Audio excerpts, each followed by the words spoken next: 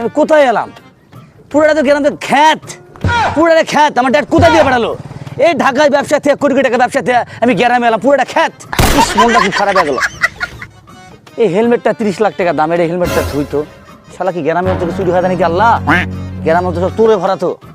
একটু মনটা খারাপ হলো, গানটা শুনে একটু ডান্স টান্স দিই, একটু এনজয় নিই, মজা নিই। ওরে মনা যৌবনটা বৃথা গেল, ছায়া দেখলি না রে, মাখন তোলা রসের গোলা। Hey you, give me fair please.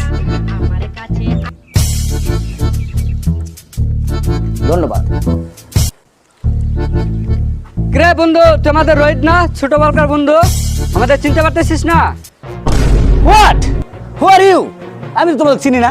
কোথাকার কোন খ্যাত এসে পরিবেশে আমার সাথে কথা বলিচ্ছ? ছি, এ কি নোংরা ভাষায় কথা বলিচ্ছ তোমরা? ছি,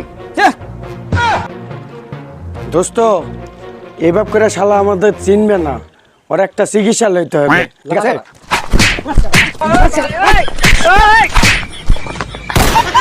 কি রে, গত ঋণে 2000 টাকা ধার লিছিস না?